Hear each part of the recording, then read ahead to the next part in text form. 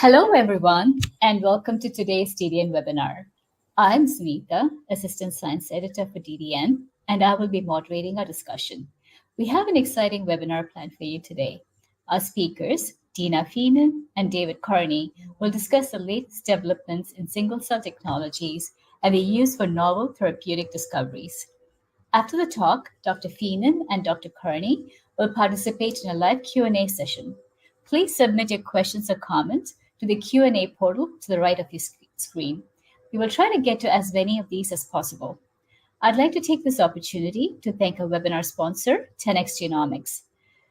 Single-cell and spatial tools from 10x Genomics deliver powerful multi-omic insights from complex disease samples that enable you to confidently fuel your drug discovery pipeline with the most promising candidates. These tools are helping fundamentally alter our understanding of disease mechanisms, thus accelerating discovery and development of novel therapeutics. Our sponsor has provided us with some helpful handouts related to today's webinar. You can find and access these in our handout section located on the right side of your screen, where you can also find your certificate of attendance for participating in today's live event.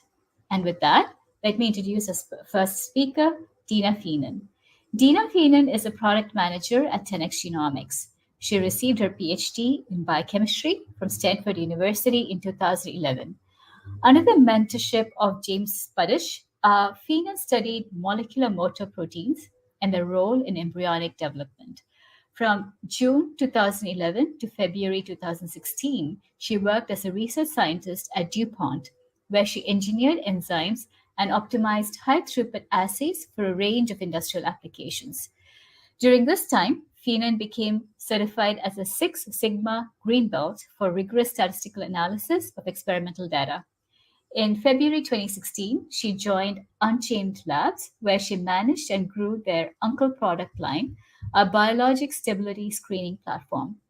Feenan joined her current position at 10x Genomics in January 2020 as a product manager for 10x's single-cell technologies. Let's just take a minute to make sure that Dr. Feenan's slides are working fine. They are. Dr. Feenan, the stage is yours. Thank you so much for that introduction.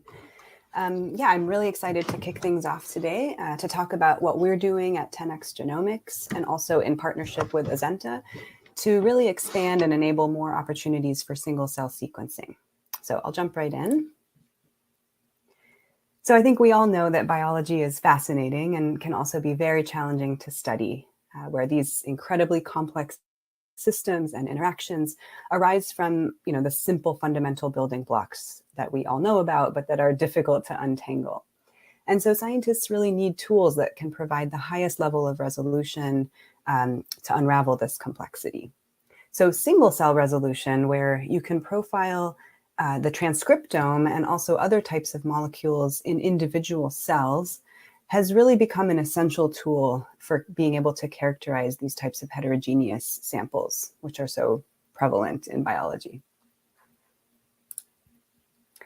And so here's just one recent example from the field of cancer research that I think really highlights, some of the value of single cell resolution. So you might know that intratumoral heterogeneity is a fundamental property of cancer, but its origins are still poorly understood. And so in this paper, researchers from the MD Anderson Cancer Center used single-cell RNA sequencing to gain a deeper understanding of gastric adenocarcinoma, which is a common and lethal disease that is very difficult to treat. And this type of cancer is well known to have very extensive intratumoral heterogeneity, which tends to confer resistance to therapies that we have available. And so for this particular study, they took 10 long-term and 10 short-term survivors with peritoneal carcinomatosis, which is a common site of metastasis for this tumor. And they wanted to get a deeper understanding of the heterogeneity in the tumor cells. And so based on the different cell types that they identified in the tumors through single-cell sequencing, they could classify these 20 cases into two different subtypes that were independent of any histopathological features. So there was a gastric dominant subtype on the top left, and then a GI mixed subtype on the bottom right. And when they looked closely into the particular genes that were differentially expressed between these two subtypes, it led them to discover a signature of 12 genes that they went on to validate in some large-scale patient cohorts and hypothesized that this type of signature can really be used to improve patient stratification and target discovery for developing more effective therapies. So this is a really exciting example and just one of many that really show how having that single cell level of resolution can enable you to see things that you wouldn't see in sort of more legacy bulk methods. And so, besides a wealth of academic and basic research, there are applications for single cell analysis throughout the whole drug development pipeline. So in research and discovery, in terms of identifying novel targets or discovering antibodies that bind to specific antigens, to doing genome-wide CRISPR screens at single cell resolution, to characterizing a complex cell therapy product. And then if you move into translational and preclinical research, there are really intriguing examples where it's currently being used to discover new biomarkers, to understand the mechanism of action of a drug, and to develop new model systems for things like vaccines, for example.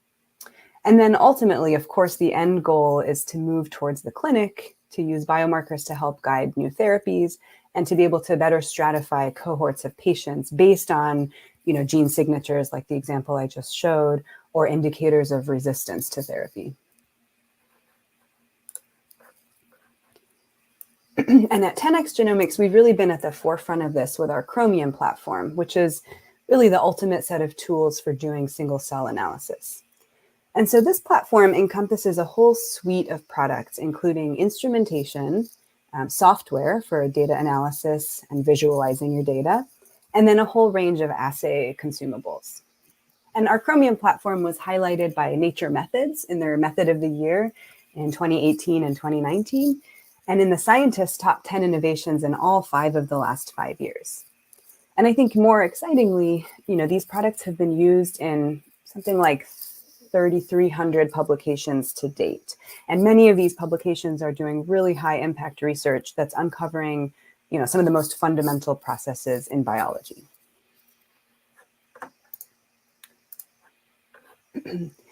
And it's not just one analyte that you can measure at a single cell level. So, RNA sequencing is in the title of this presentation, and that's, one of the main things that we're focused on. But there's really a breadth of options to add on to these single cell projects. And so we have on-market assays that can measure, of course, RNA at a single cell level to get at the gene expression.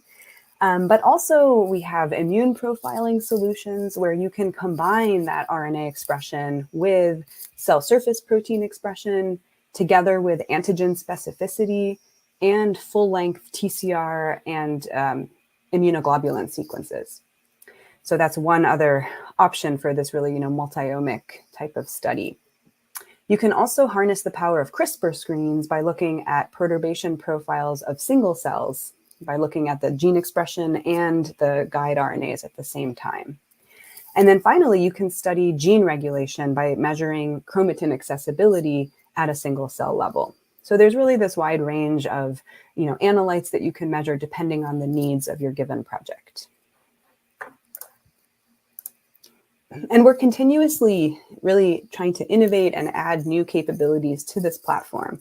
So this sort of shows some of the key things that we've introduced in the last several years.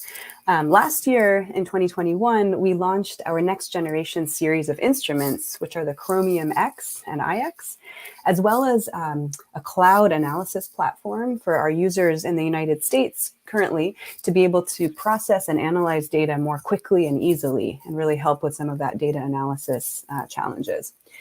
And we also released new kits that cover a range of different throughput. So this can encompass smaller pilot experiments with our LT kits, all the way to really large, ambitious experiments with our HT or high throughput kits. And so this, kind of shows our track record of innovating and delivering new things. And that really brings us to 2022, which is not on this timeline. And in this year, the theme has really been about enablement and sample prep. So really trying to address some of the sample prep challenges that our users face. And so this really lays out the reasons for that focus that we've had in 2022. So when you're working with fresh living cells, there are just inherent challenges and constraints that go along with that. So particularly if you think about translational or clinical studies, collection of patient samples might happen at unpredictable times or odd hours of the day or night. Sometimes you want to collect samples and store them until you know which ones are the most interesting, and maybe just run a subset of those most interesting ones. And really, fresh cells have to be run promptly to avoid degradation or altering of their transcriptional profiles. So we know we have some ways to preserve samples with cryopreservation that work very well, but we also know that some sample types and some cell types survive that process better than others.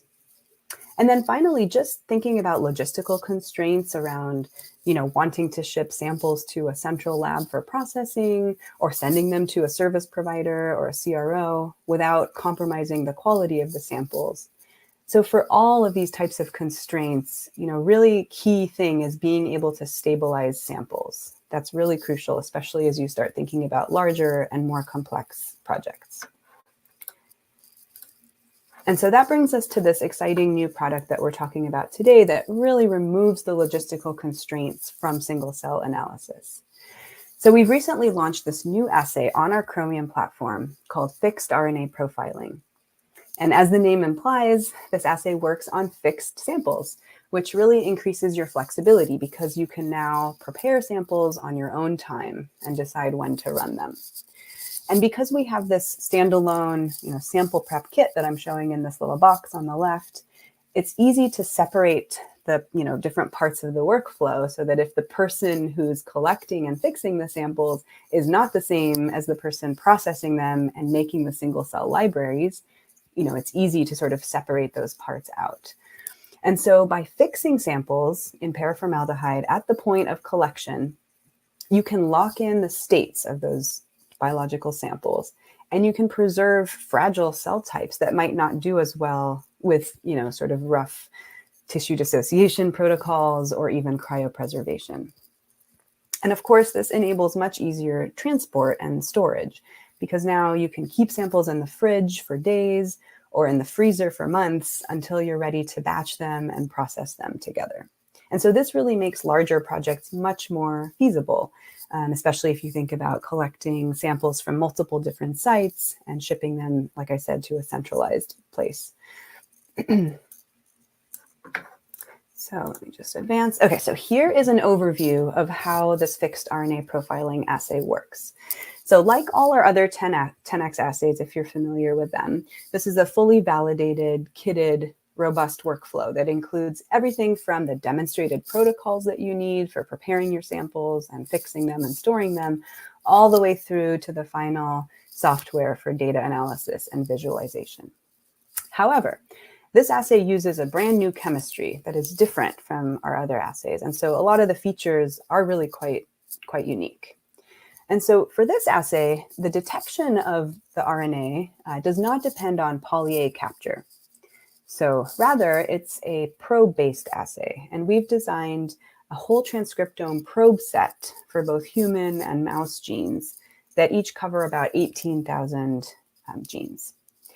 And what this does is it enables really highly sensitive detection, even with lowly expressed genes that are, potentially partially degraded or fragmented, due to fixation. You can still detect those. And you can detect them with better sequencing efficiency. And I'll show you some data soon on that. And so basically, after these probes that we've designed to be gene specific, after they hybridize to these fixed samples, the cells are partitioned into gems on our Chromium X or IX instrument. And there, each pair of these probes are ligated, they're barcoded, and then a downstream PCR completes that sequencing ready library that can go onto a standard short read sequencer, and then the data can be analyzed. So, that sort of second half of the workflow is quite familiar to those of you who have used any 10x assay before. This assay is also compatible with our feature barcode technology for doing simultaneous profiling of cell surface proteins. And that can be done with our compatible partner BioLegend and their Total-seq-B line of antibodies. So I just talked about, how this new assay unlocks constraints from single-cell workflows. And here I'm showing, some various starting sample types for our standard single-cell assays. So previously, you could take a whole tissue, dissociate it into a single-cell suspension. You could start with blood or some other biological fluid, do some quick cleanups to get a single-cell suspension. And then, of course, if you have cultured cells, whether they're adherent or non-adherent, those require very minimal processing and are ready to go. And so any of these inputs can be used either as cells or as nuclei to run with any of our single-cell assays. And so with fixed RNA profiling, what we're doing is really expanding, I think, these sample types into additional options that can be taken straight into fixation. And this really unlocks some of those constraints I was talking about for projects where you don't have expertise or capabilities to be able to process tissue samples at the point of collection. So I'll show a couple of examples in the next coming slides where either starting with cell suspensions at the top, where you can just go right into fixation and then you can stop and store your samples. I'll also show fresh tissue that was dissociated before fixation and then fixed and stored. And then most excitingly, with the dark green arrows here, I'll show data from a tissue that was just chopped up into kind of smaller pieces, either fresh or frozen, and then fixed, and then stored before following our new protocol for dissociation post-fixation that is now available on our website that I'm showing a little screenshot of here.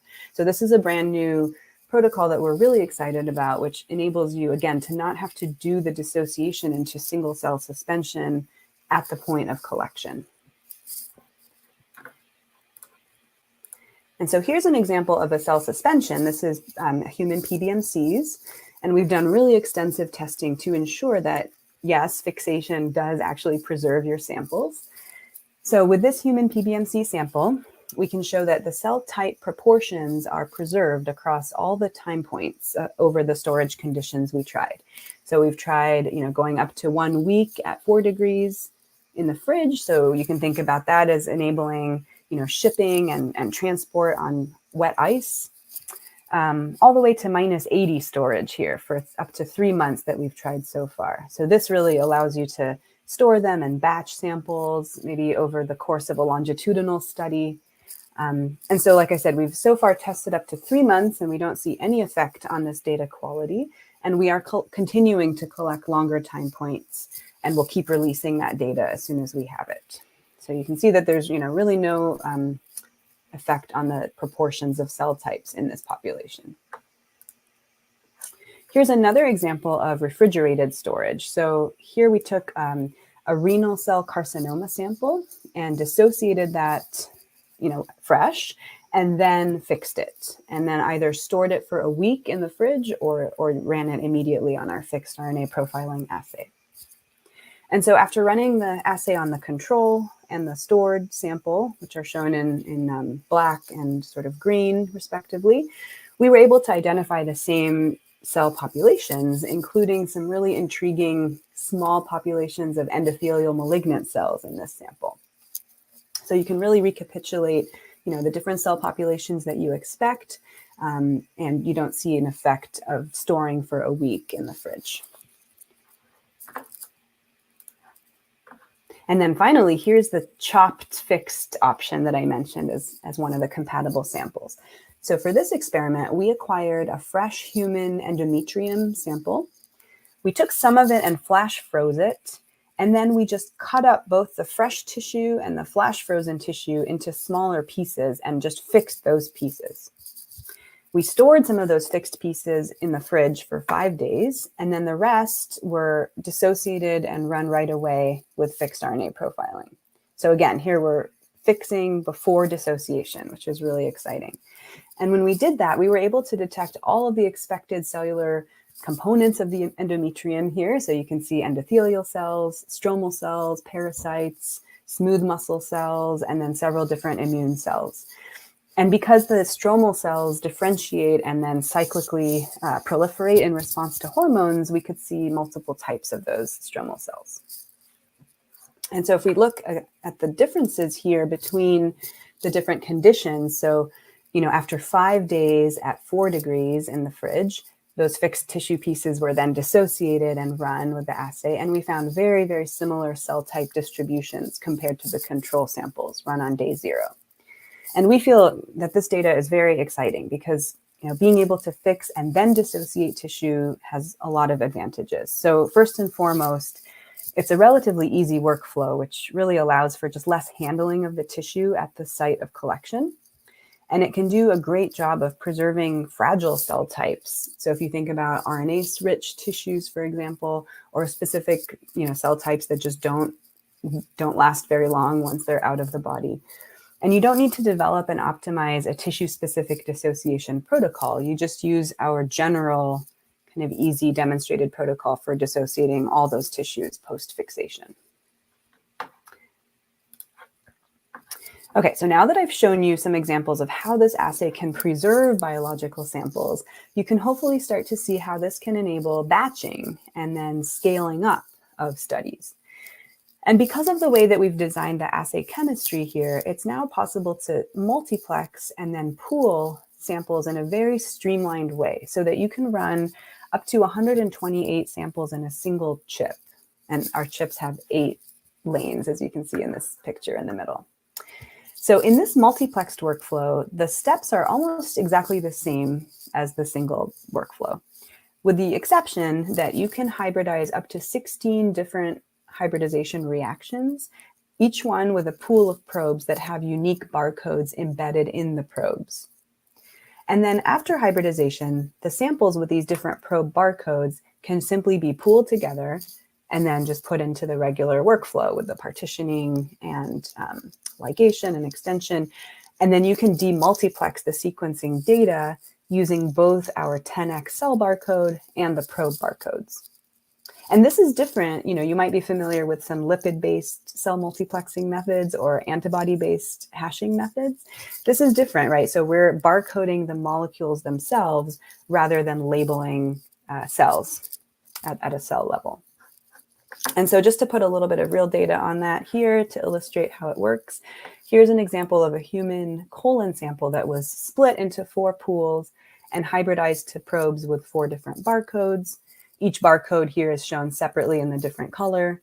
And then you can overlay them in our cell ranger pipeline. So here we're showing, I think it was 26,000 cells in the sample overlaid together.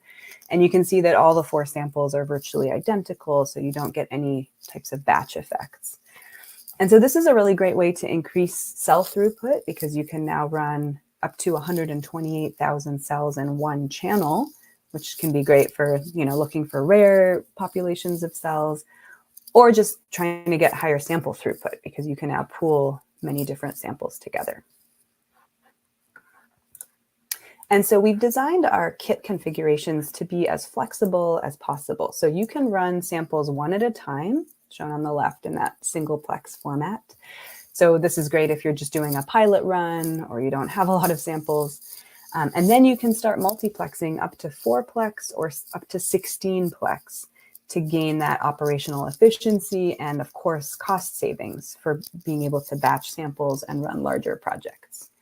And so here what we're showing is the same sample. This is an ovarian cancer dissociated tumor that was run either in single-plex or in 4-plex with other samples, or in the max 16-plex with other samples. And you can see that regardless of the plexi, you get the same results. So you get the same cell types identifiable, you get the same genes and UMIs detected. And so all of that is independent on the plexi that it was run. And because we're demultiplexing every read at the molecule level, you get identical behavior, regardless of the format that you're running. So this is a really exciting way to be able to scale up and run these larger studies. We had a previous webinar recently that 10x hosted where we talked in some more detail about how we designed and validated the probe sets. So if you'd like some more technical details on that, we also have documentation on our website about the probes, how they were designed. So you can feel free to check out our website where you can find a recording of that webinar and download some documentation. But we do get this question a lot from our users who are familiar with our other single-cell gene expression assays, which is, how does the data compare, given that it's such an orthogonal chemistry? So in other words, can you expect to get the same biological insights from both assays? And so here we're showing some examples comparing our 3', that's our single-cell gene expression assay, kind of our flagship assay. That's in sort of the lighter shade of blue. And then this new fixed RNA profiling assay is in the darker shade of blue. And you can see across several different sample types that we're showing here, we observe very similar or increased sensitivity in terms of the genes detected. So the median number of genes per cell, and then the sequencing efficiency, which really means you can sequence at a lower depth for these samples, which really also contributes to cost savings and throughput by just increasing the number of samples you can fit into one run, for example. So this is just to sort of show that, the metrics that we've done a lot of internal testing to make sure that our assays, will give you the same insights that you expect. And then similarly, if we look at a dissociated breast cancer sample here, we see the 3' kind of flagship assay on the x-axis, and then the fixed RNA assay on the y-axis. Here, each dot is representing a gene. And hopefully you can see that the correlation is very high, but the bulk of those genes are above the diagonal line, which really indicates that increased sensitivity of this fixed RNA assay for this sample type. And if we zoom into a few particular genes that I've marked in red, these are good markers for various cell types. And so on the right, if we look to see which clusters they're expressed in, we can see that you can spot this tiny cluster of B cells, you can see myeloid cells. So the biological insights are really well recapitulated in both assays. So you get the same kind of differential expression and expression patterns that you would expect.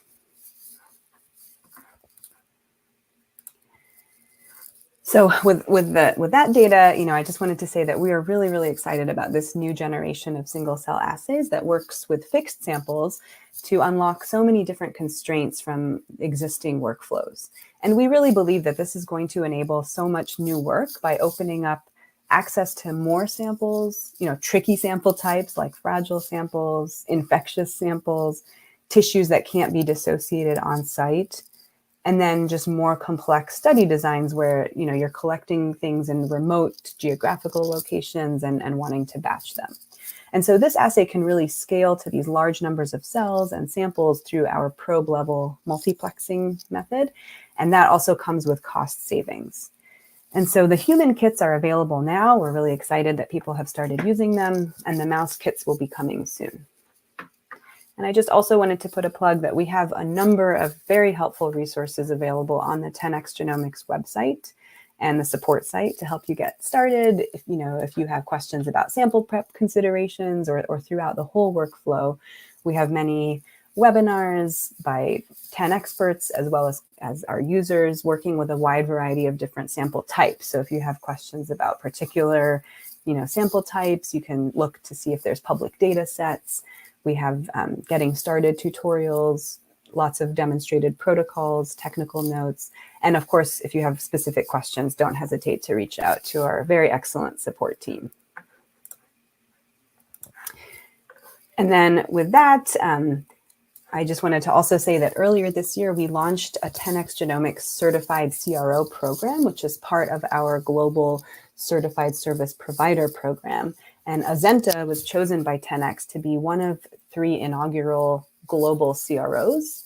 And this program was designed specifically to support our pharma and biotech customers for the execution of these large-scale translational and clinical research projects, that this new product is really perfect fit for. And so we're very happy to collaborate with Azenta to be able to provide our mutual customers additional support for their translational and clinical research projects. And as Azenta was one of a limited number of beta testers who collaborated with us on this new fixed RNA profiling project. And so we're excited that they've already gone through the workflow in their site with additional types of samples, and they've generated some really great data. And so with that, I will pass it off to Dr. Corney from Azenta to tell us more. Thank you. Thank you, Dr. Feenan. And now for our second speaker, Dr. Dave Carney. Dave Carney is the principal scientist within the process development team at Azenta Life Sciences. He earned his PhD in 2010 in environmental toxicology from Cornell University, where he described MER34 downregulation following P53 inactivation and its role in tumorigenesis. He completed postdoctoral fellowships at Stanford University and Princeton University, where he employed various genomic approaches to study cancer stem cells. From April 2014 to July 2016, he served as a clinical research program manager at Thomas Jefferson University, where he designed, tested, and implemented next generation sequencing and other genomic profiling technologies. For the past 5 years, Carney has evaluated emerging technologies in genomics at Azenta and spearheaded the development and commercialization of Azenta's 10x Genomics single-cell sequencing services. Let's take a minute to make sure Dr. Carney's yes, they are. Dr. Carney, the stage is yours. Thank you so much for the introduction. Thank you to all of the attendees for joining today. As you can see on this slide, the title is Incorporating Single-Cell RNA Sequencing in Translational Medicine.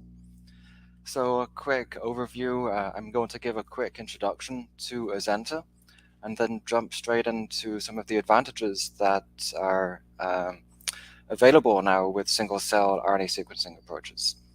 We're then going to talk about some of the challenges as well as some of the solutions for incorporating single-cell RNA sequencing. So first about Azenta, you may not have heard of Azenta before, but you may have heard of some of the companies that came together to found Azenta. So Brooks Life Sciences and GeneWiz and all of these other companies here, which were previously under the Brooks Life Sciences umbrella, now are all under the same name of Azenta Life Sciences, and really signals our commitment to helping customers in quite a wide range of approaches. Today, we will focus on the genomics and analytical services that Azenta offers, but we do offer a wide range of solutions, including sample sourcing, which can be very helpful when looking for hard-to-find samples, as well as storage of those samples and consumables and data informatics. So as I mentioned, we will focus on the genomics services that we offer, and we do offer a wide range of genomic services. Here, I'm just showing the next-gen sequencing solutions that we offer. We do also offer other genomic services, but on the next-gen sequencing side, of course, we do a lot of RNA sequencing, not only bulk RNA sequencing, but single-cell sequencing, which we will talk about in much greater detail today, as well as proteomics and spatial profiling. So let's talk about some of the advantages of single-cell RNA sequencing. And I think that the majority of the attendees today will be very familiar with some of the challenges that we face with this very complex biology that we're dealing with every day. Tissues are very complex, they're very heterogeneous, and current and past traditional approaches really have relied on dissociating and mixing up all of these complex tissues and heterogeneous tissues, and then applying bulk genomics, which has certainly been very impactful and helped us understand a great deal of biology. But it's important to realize that we're losing a lot of information just by doing this dissociation. So one way that researchers can try to remedy this is performing sorting, for example.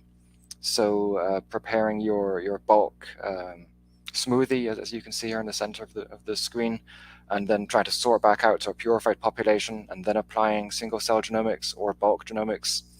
But what I think we can also do, of course, is apply single-cell sequencing to these complex tissues, as we will discuss today. So let's just look at a specific example here of a potential heterogeneous tissue. we see these 4 different cells, each with their different expression values of genes A through F. And what we can see is if you were to just look at the average gene expression counts, which one would have obtained by a bulk profiling approach, you would really not recognize that cell 3 is very different to the average. So if you're working with heterogeneous populations of cells, then this really underlies the value of single-cell genomics.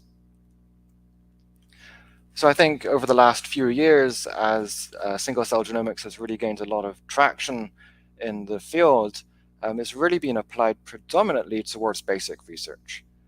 So, for example, characterizing that heterogeneity, maybe monitoring stem cell differentiation, for example, or even identifying stem cells that may not have been identified before, based on identifying specific markers. Also, just the ability to identify rare events is really one of the advantages of single-cell workflows, especially the 10x genomics workflow, because of the power of being able to process and analyze thousands of cells from a single sample. But also the ability to work with very precious samples and having those low input requirements that we're familiar with the 10x genomics workflow has really lended itself very well to this approach.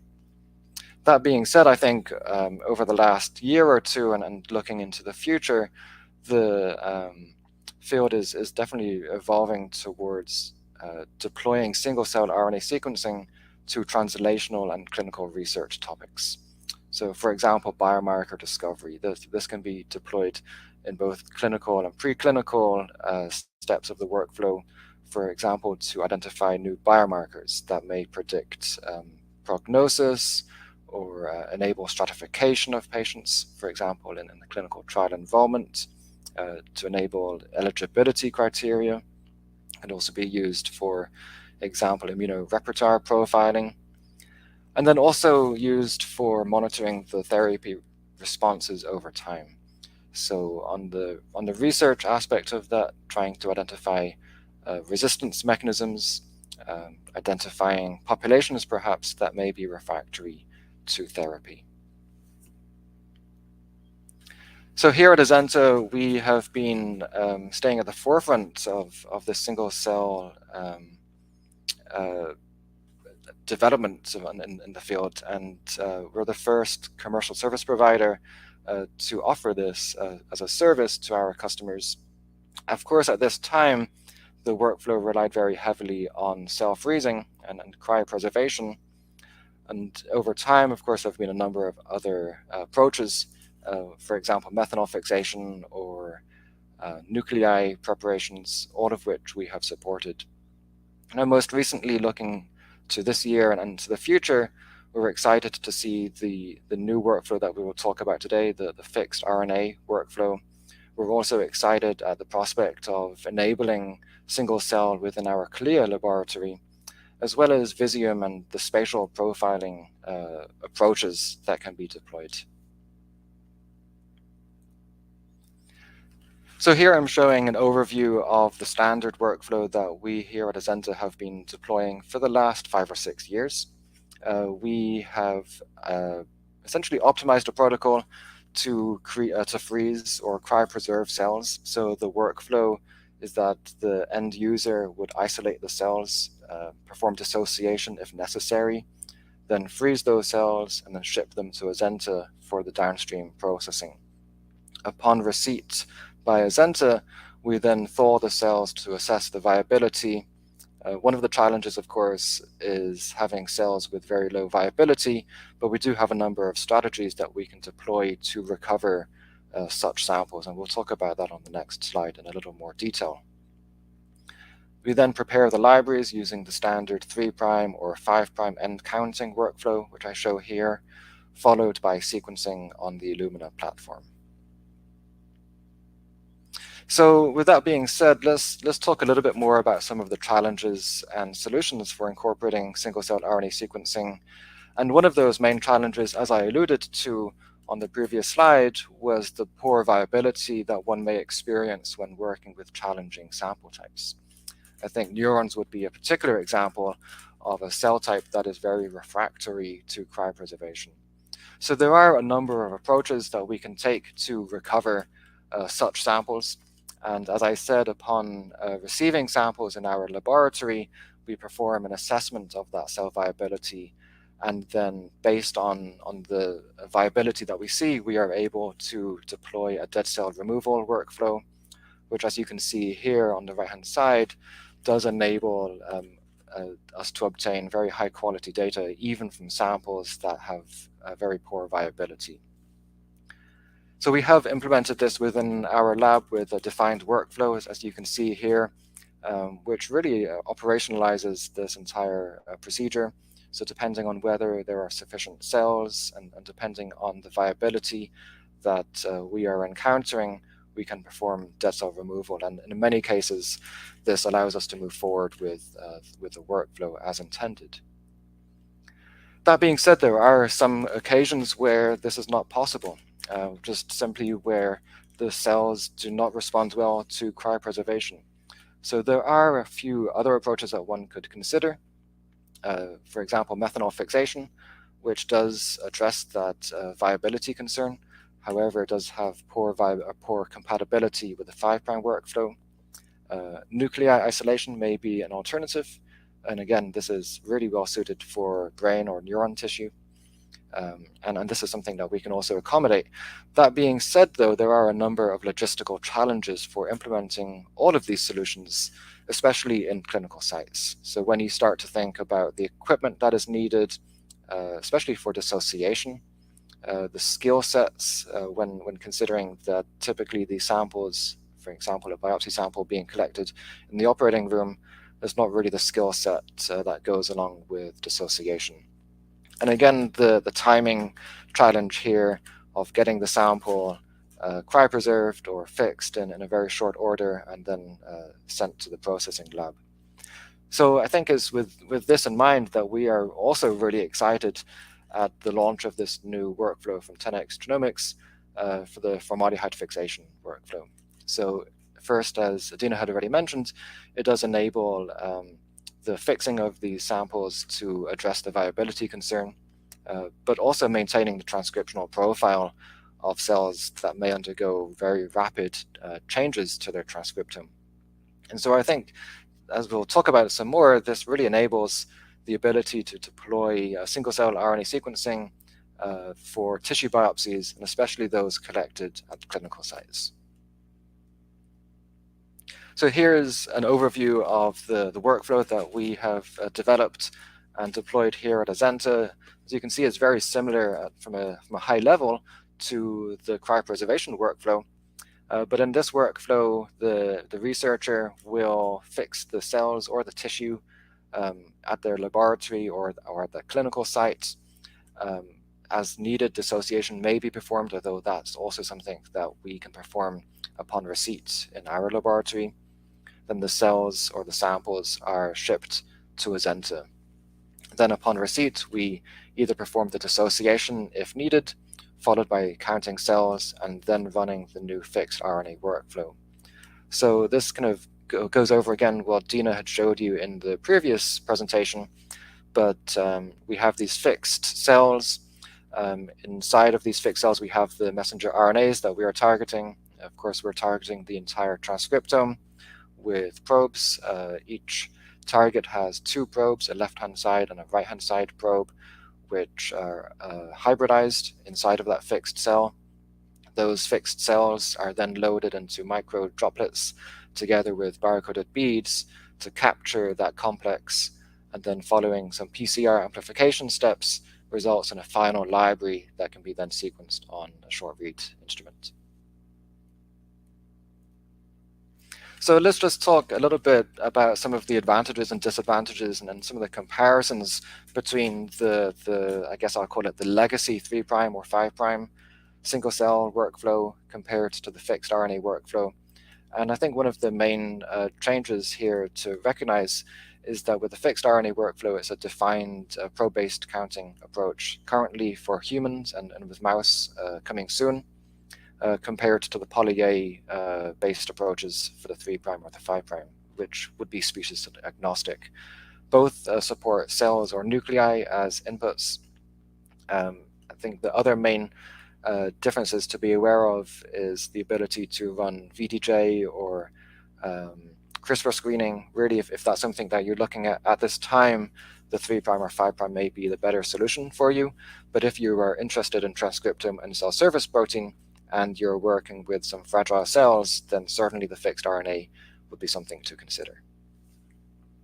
Then finally, the cells that can be analyzed per experiment is much higher with the fixed RNA workflow, which really lends itself to high scale, high throughput, large experiments. So we did some testing, as Dana had said, as an early access partner on this workflow.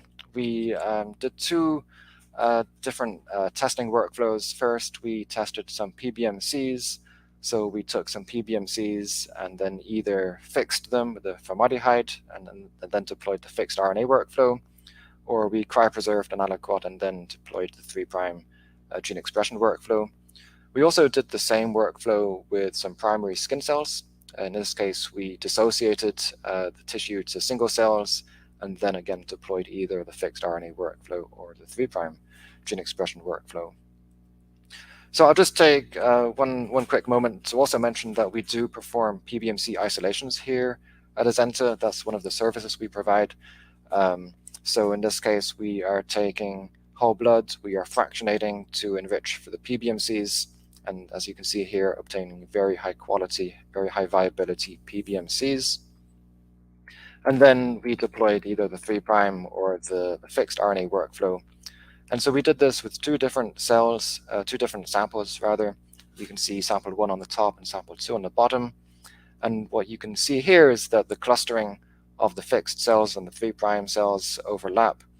And when you look at the pseudobulk gene expression of these two different workflows, you see very high correlation between both the fixed and the 3' workflow, with around a 0.86 R² correlation. So we were then interested to see the cell type identification and to see how that compared between the two different workflows. And as you can see here with the sample 1 on the top and sample 2 on the bottom, they are very comparable with each other. They do match very closely. We also see overlapping gene expression for these markers as shown on the right-hand side here. So as I mentioned, the other testing that we had performed that I would like to share here is with some primary tissue, and in this case it was some primary skin tissue. And I think this is a really great example of a complex and very heterogeneous tissue that really lends itself very well to this fixed RNA workflow, because there's a really wide range of cell types. For example, quiescent cells, there are actively dividing stem cells, there are quite a wide range of immune cells that are present. And one of the challenges that we face with cryopreservation and with all of the workflows that we've described up until now is ensuring that all of the cells present respond equally to that preservation workflow, which we know is not really the case. So there's definitely some cell types that may be more sensitive to cryopreservation than others, and then this may have some impact. So again, just to remind you, we took the skin and dissociated that to single cells. That was performed by Calvin Kuo's lab at Stanford University as a collaboration. So after that dissociation was performed, an aliquot of the cells were fixed for the formaldehyde workflow, and the aliquot was cryopreserved, and then they were shipped to Azenta for the downstream processing. And very similar to the PBMC results that I had showed, we see that these clusters or these samples cluster very similarly, regardless of whether the cells were processed by the fixed RNA workflow or the 3' workflow, and again with very high correlation on the pseudobulk gene expression analysis.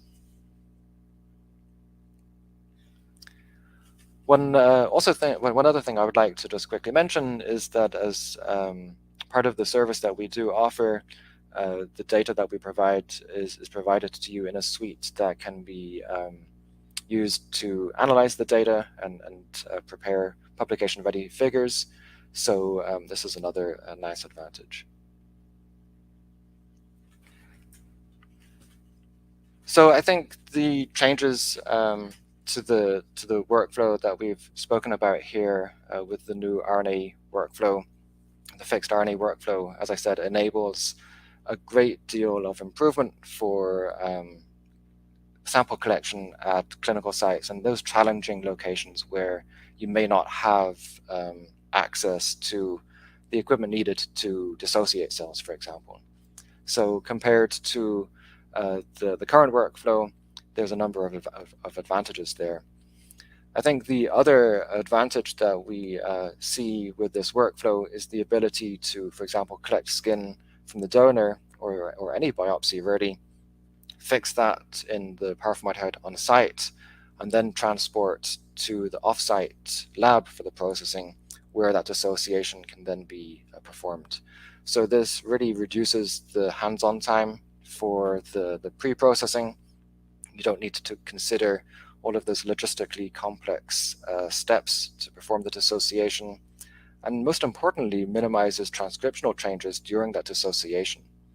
So this is a workflow that we are currently offering within our research lab and moving forward within our clinical lab as well. So to conclude, I think we've discussed the advantages that single-cell RNA sequencing provides, especially when looking at heterogeneous samples. There are quite a wide range of sample prep workflows now, all of them generating high-quality data, and I think at this point you need to think about the sample type that you have and how you're collecting the sample and what you're really looking to get out from the experiment, because there's multiple approaches that one can take. For example, if you're interested in VDJ, then maybe cryopreservation and then a 5' gene expression combined with the VDJ immunoprofiling workflow would be best for you. But if you're working with fragile cells, then certainly the fixed RNA workflow would be the number one on my list. The fixed cell workflow removes many of those hurdles that have really prevented the incorporation of single-cell sequencing in clinical trials due to those logistical issues of performing dissociation on site, and also enabling the future retrospective analysis of samples as well. So with that, I'd like to thank you for your time and your attention, and I'll be happy to take any questions, or you can email me at the email address on the screen. Thank you.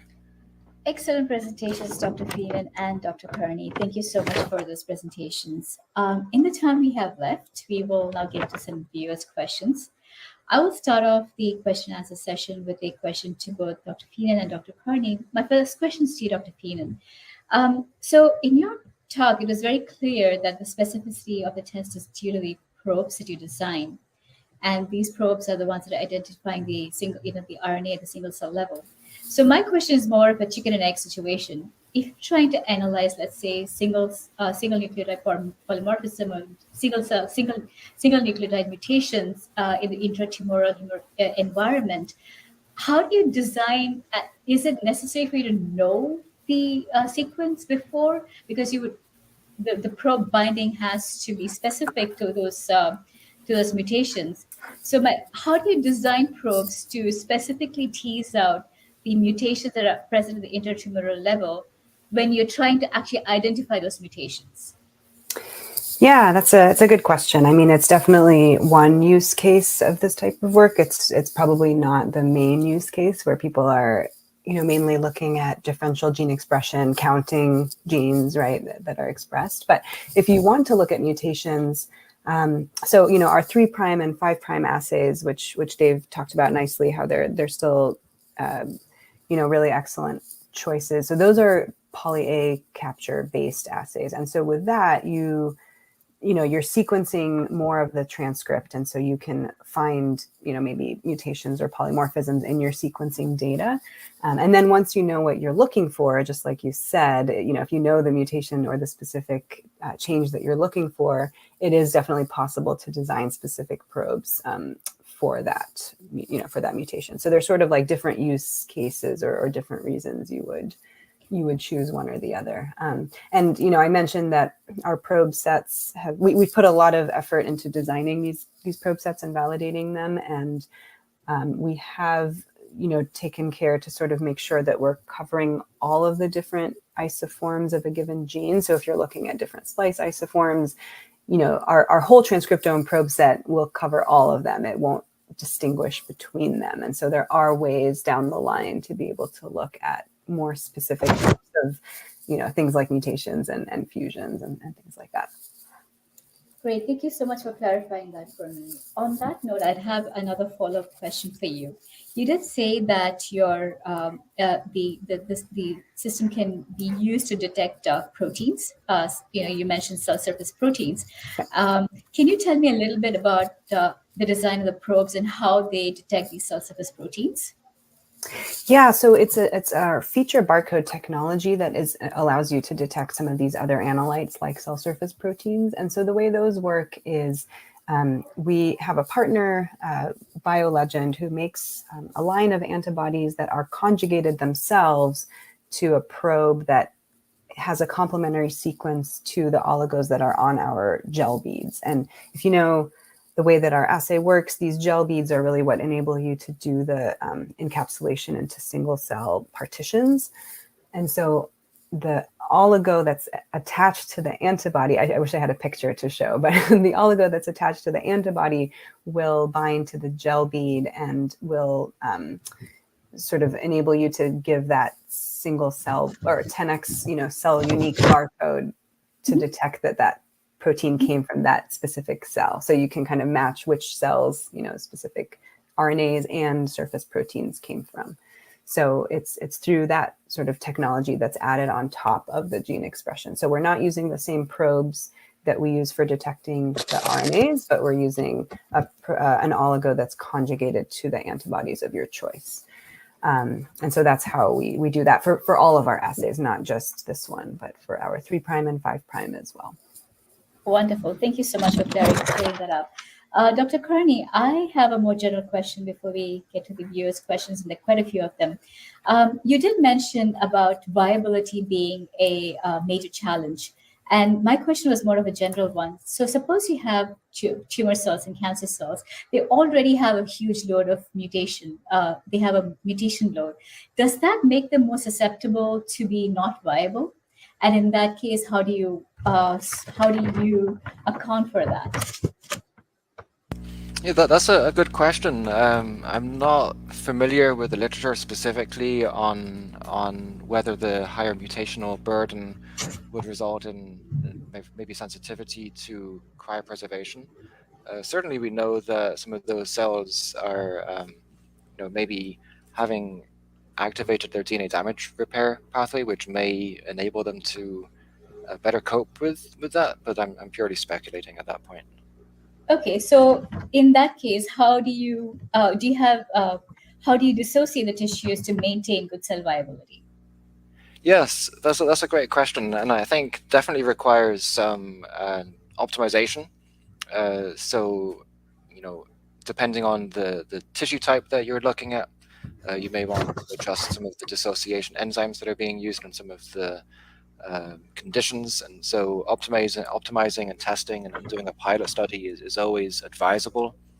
I think that being said, though, is also one of the advantages that we foresee for the fixed RNA workflow, because you can then fix the tissue and then perform the dissociation after. And as Dina had said, that dissociation workflow seems to be fairly generic and can be applied across a wide range of sample types and tissue types.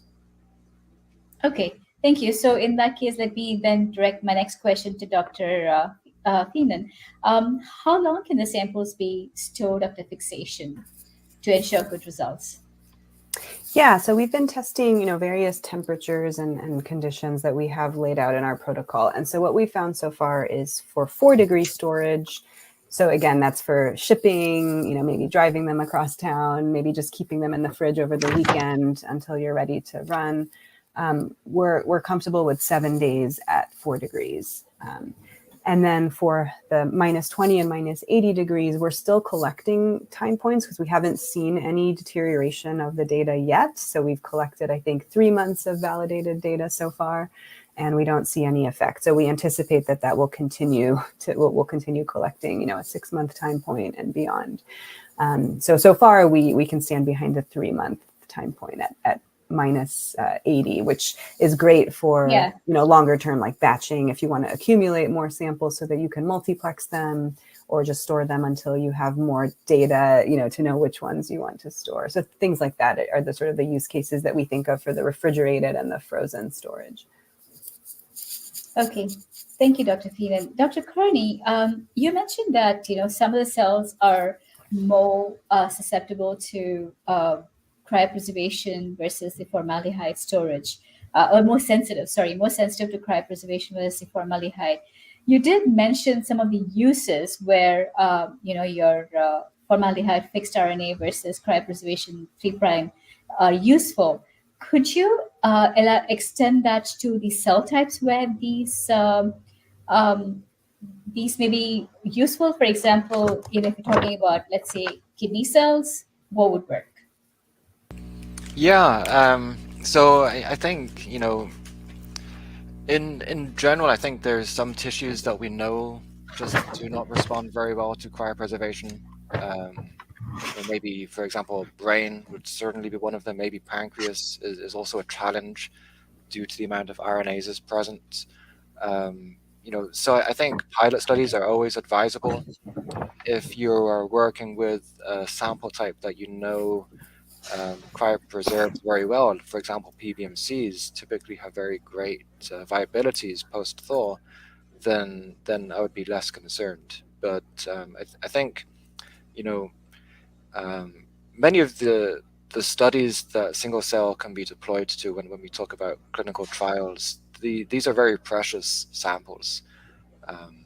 So I think it's always, maybe it's a good idea when designing those experiments just to make aliquots for both workflows. I think there's some advantages to deploying the 3' or 5'. As I mentioned, if you wanted to do the VDJ, then that would be your workflow. But just as a security, just as an insurance policy, just to have that banked fixed cell in the freezer, just ready to use if needed, is definitely something to consider. Wonderful. Thank you, Dr. Kearney. Christina Cruz has a question for you, Dr. Keenan, and her question is this method compatible with immunoprofiling for VDJ workflow?